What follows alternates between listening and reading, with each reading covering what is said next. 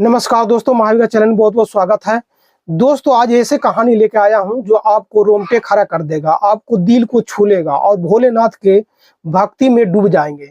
तो दोस्तों, वीडियो में बने रहिएगा। ये कहानी आपको सावन की पूर्णिमा की कहानी है और सावन में मांस मदिरा का सेवन क्यों नहीं करना चाहिए, इसका क्या फल मिलता है, आइए इस कहानी के माध्यम से इसको जानते हैं। तो वीडियो में बने रहिएगा।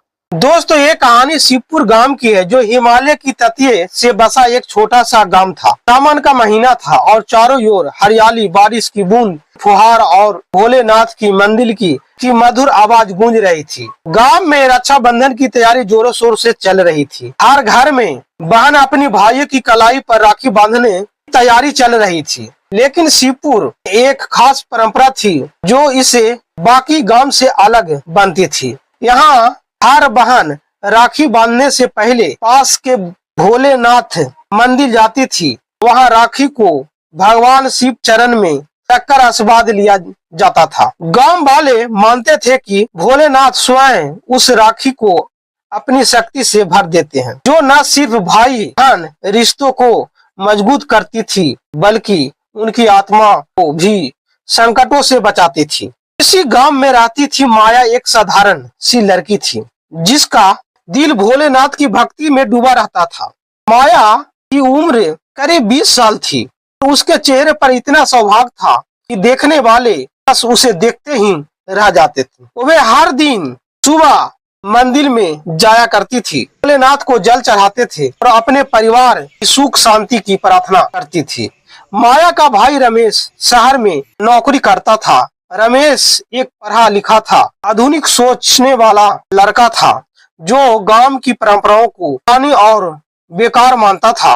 वे अक्सर माया को फोन पर कहा कि माया, ये राखी बाखी मंदिर पूजा पाठ सब ढोंग है, ये धागा मेरी रक्षा कैसे करेगा, सब पुराने जमाने की बात है। माया मुस्कुराकर जवाब देती है, रमेश, तू एक बार गांव भोलेनाथ की शक्ति को समझो। यह राखी सिर्फ धागा नहीं है बल्कि एक प्यार, विश्वास और भगवान की आशीर्वाद है। रमेश हंसकर बात टाल देता है, लेकिन इस बार माया ने ठान लिया था कि वे अपने भाई को रक्षाबंधन के लिए गांव बुलाएगी। उसने भोलेनाथ से प्रार्थना किया, हे भोलेनाथ, मेरा भाई का मन भटक रहा है, उसे सही रास्ता दिखाओ, उसे राखी का महत्व समझाओ। और माया ने अपनी राखी को मंदिर में भोलेनाथ के चरणों में रखा और सच्चे मन से प्रार्थना की। उसकी आंखों में आंसू थे और दिल में विश्वास था, भोलेनाथ उनकी पुकार जरूर सुनेंगे। उसी रात कुछ ऐसा हुआ जिसमें रमेश का जीवन हमेशा के लिए बदल दिया। रमेश शहर से गांव लौट रहा था। सावन की बारिश को रास्तों को किचकिरे कर दिया था। रात गहरी थी और उसकी गाड़ी के घने जंगल में अचानक खराब हो गई। चारों ओर अंधेरा था, बारिश की बूंद तेजी से गिर रहा था और दूर दूर तक जंगली जानवरों की आवाज सुनाई दे रही थी। रमेश का दिल जोर जोर से धड़क रहा था। उसने फोन निकाला लेकिन सिग्नल गायब था। गाड़ी में बैठकर सोच ही रहा था कि अब क्या करूं। तभी उसे कुछ दूर में एक हल्की सी रोशनी दिखी। वो वहां डरते डरते उसे रोशनी की ओर बढ़ा। रोशनी के पास पहुंचा ही रमेश को एक बूढ़ा साधु दिखा।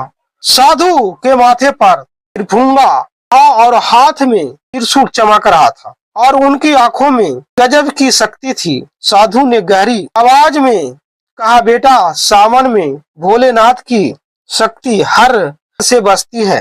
उन्हें अपनी बहन माया की राखी का मजाक उड़ाया, लेकिन आज तुम उसकी ताकत देखेगी। रमेश डर के मारे कांपने लगा। उसने कांपते हुए आवाज में पूछा, आप कौन हैं और ये सब क्या हो रहा है?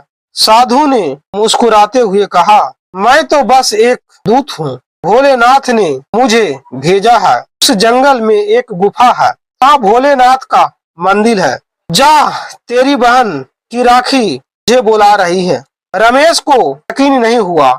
उसका दिमाग कह रहा था कि सब सपना है, लेकिन दिल में कहीं डर और जिज्ञासा दोनों जाग रहे थे। वे बारिश में भीगता हुआ गुफे की ओर चल पड़ा। गुफे के मुहाने पर एक ठंडी हवा का झोंका आया, जैसे कोई अंदर खींच रहा हो। गुफा के अंदर कदम रखते ही एक चमत्कार प्रकाश में फैल गया।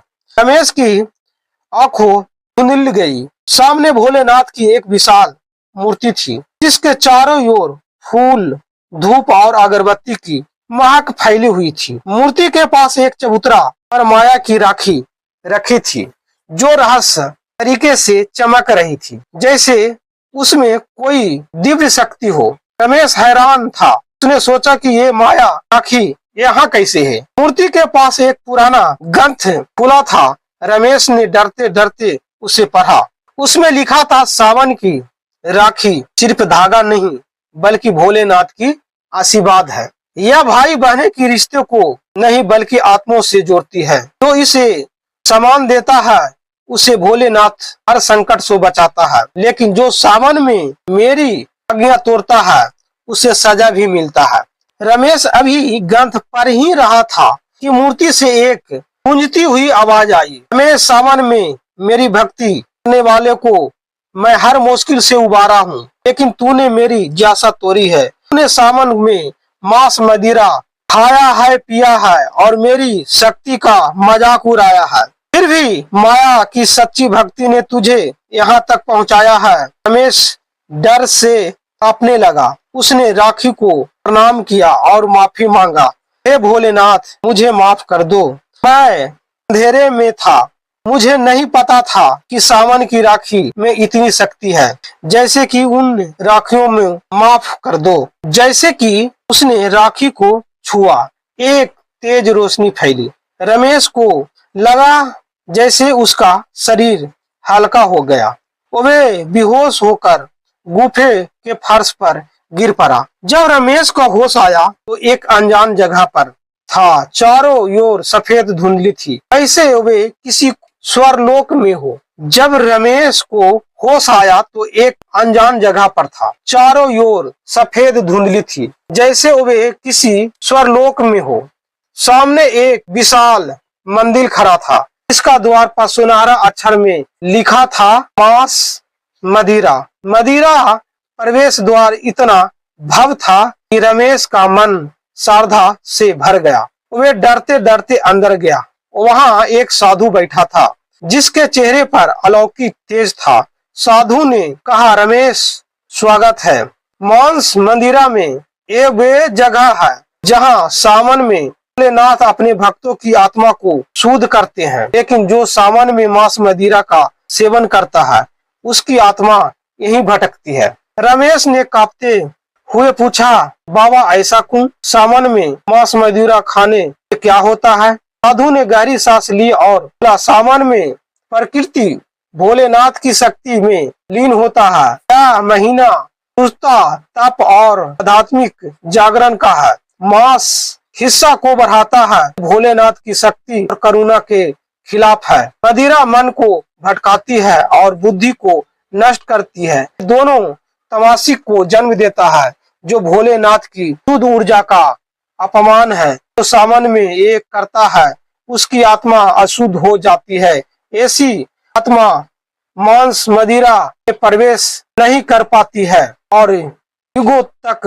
भटकते रहती है। साधु ने रमेश को एक चमत्कार दर्पण देखा। रमेश ने उसमें अपनी आत्मा को देखा। उसकी आत्मा काली पड़ रही थी, जैसे उस पर कोई भारी बोझ हो। साधु ने कहा, तूने सावन में मांस मदिरा खाया है और पिया है, इसीलिए ये हाल है। लेकिन माया की राखी, उसकी सच्ची प्रार्थना ने मुझे यहाँ तक पहुँचाया है। साधु ने रमेश को एक मंत्र दिया। मंत्र था ओम नमः शिवाय, और कहा, इस मंत्र को सच्चे मन से जापो और अपनी आत्मा को शुद्ध करो। रमेश ने आंख बंद की और मंत्र जपना शुरू किया। ओम नमः शिवाय का मंत्र धीरे धीरे जपने लगे। उसे लगा कि जैसे उसका मन हल्का हो रहा है। दर्पण में उसकी आत्मा चमकने लगी, जैसे सूरज की किरणें उसमें समा रही है। साधु मुस्कुराते हुए कहा, रमेश, तूने भोलेनाथ की शक्ति को पहचान लिया है। अब जा और दुनिया को बता कि सावन में शुद्धता और भक्ति की असली रास्ता है और राखी सिर्फ धागा नहीं बल्कि आत्मा की रक्षा का प्रतीक है। अचानक एक तेज रोशनी फैलती है और रमेश वापस गुफा में था। उसने देखा कि राखी अभी भोलेनाथ की मूर्ति के पास चमक रही थी। उसने राखी को उठाया और माथे से लगाया और शाम की ओर चल पड़ा।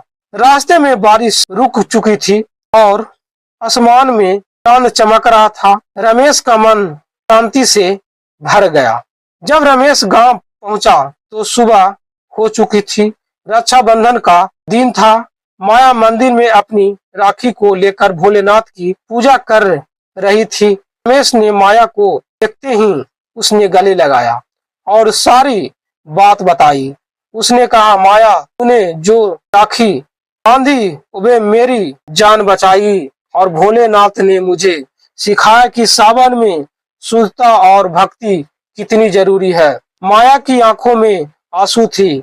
उसने रमेश की कलाई पर राखी बांधी और कहा, भैया, भोलेनाथ ने मेरे प्रार्थना सुन ली। अब तुम सही रास्ता पर हो। रमेश ने गांव वालों को इकट्ठा किया और अपनी कहानी सुनाई। उसने बताया कि दोस्तों, मैंने भोलेनाथ का चमत्कार देखा है। सावन में मांस मंदिरा इसीलिए वंचित है क्योंकि ये हमारी आत्मा को शुद्ध करता है और भोलेनाथ ने मुझे बताया कि सावन में कीर्ति आत्मा को संतुलन होता है, मांस हिस्सा को बढ़ाता है और मदिरा बुद्धि को भटकाती है। जो सावन में शुद्ध भोजन और शक्ति से भगवान को भक्ति करता है उसकी आत्मा मांस मदिरा में शुद्ध होती है। रमेश ने आगे कहा, राखी सिर्फ एक धागा नहीं बल्कि भोलेनाथ का आशीर्वाद है। क्या भाई बहन के रिश्तों को नहीं बल्कि आत्मा को बांधती है। सावन में भोलेनाथ हर भक्त को पुकार सुनते हैं। गांव वालों हैरान थे। रमेश की बात ने सबको दिल को छू लिया। उस साल रक्षाबंधन का उत्साह पहले से ही ज्यादा भव्य हुआ और हर कोई भोलेनाथ की भक्ति में लीन हो गया। माया और रमेश ने मिलकर गांवों को एक भोलेनाथ का मंदिर की मरम्मत करवाई और हर सावन में भक्ति भजन का आयोजन होने लगा। रमेश ने सावन में मांस मदिरा छोड़ दी और उसका जीवन बदल गया। वे अब हर सावन में गांव लौटकर माया से राखी बनवाता और भोलेनाथ की भक्ति में डूब जाता। गांव वालों ने भी उनकी कहानी से प्रेरणा ली और सावन में शुद्धता का पालन करने लगा। माया का विश्वास और गहरा हो गया। वे हर साल रक्षाबंधन पर भोलेनाथ को धन्यवाद देती और कहती, हे भोलेनाथ, आपने मेरे भाई को बचा लिया। आपकी कृपा से हमारा रिश्ता और मजबूत हो गया। तो दोस्तों, ये थी माया और रमेश की कहानी। सावन की राखी सिर्फ धागा नहीं बल्कि भोलेनाथ की आशीर्वाद है। मांस मंदिरा का रहस्य हमें सिखाता है कि सावन में शुद्धता और भक्ति असली रास्ता है। तो इस सावन में मांस मंदिरा छोड़े और राखी का सम्मान करें और भोलेनाथ का कृपा में डूब जाए और भोलेनाथ से प्यार करें। तो दोस्तों, आप भी सच्चे मन से सावन में बाबा भोलेनाथ को पूजा करते हैं और ओम नमः शिवाय का जाप करते हैं, आपका चमत्कार जरूर होगा। तो इस वीडियो को लाइक कीजिए और चैनल को सब्सक्राइब कीजिए और इस वीडियो को दोस्तों के साथ शेयर कीजिए और कमेंट में हर हर महादेव जरूर लिखें।